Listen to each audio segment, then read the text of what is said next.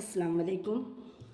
नादिर ने मुफर्रत सूद के हिसाब से 10,000 रुपये कर्ज लिया।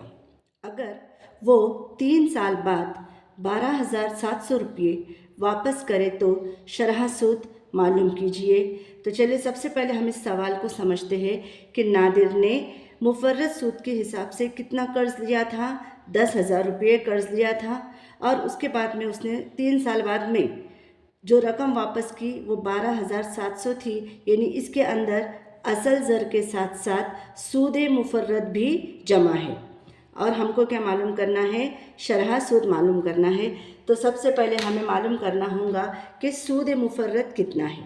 क्या मालूम करना होगा हमें? सूद मुफर्रत। तो सूद मुफर्रत मालूम करने के लिए यहाँ पर ये जो रकम दी गई है 12,700, इसके अंदर हमारी ली हुई असल रकम और सूद दोनों है।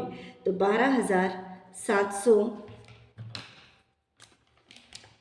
माइनस 10,000। अब 12,700 में से हम 10,000 माइनस करेंगे तो हमारी रकम बच जाएंगी 2,700।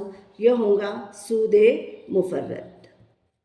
अब हमको क्या मालूम करना है? शरह सूद मालूम करना है। तो शरह सूद मालूम करने का ज़ाब्ता है शरह बराबर 100 ज़रब सूद मुफर्रत बटे मुद्दत ज़रब असल ज़र। मुद्दत ज़रब असल ज़र। तो अब हम लिखेंगे 100 सूद मुफर्रत। अब सूद मुफर्रत हमको कितना मालूम हुआ? 2,700। तो ये रहा 2,700 सूद मुफर्रत बटे मुद्दत। मुद्दत कितने साल दी गई है? 3 साल। ज़र और असल ज़र कितना है हमारा? 10,000। अब हम इनको तकसीम कर लेंगे।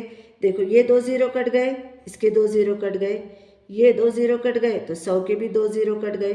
हमारे पास क्या बचा? नीचे 3 है और ऊपर 27 है। तो ये 27 3 के टेबल में आते हैं। 3 एक 3, 3 नाम 27। तो शरह सूद हमारा कितना हुआ? 9, जो कि ऑप्शन नंबर 3 में दिया गया है। शरह सूद 9% होगा। उम्मीद है आपको समझ में आ गया होगा। अस्सलाम वालेकुम।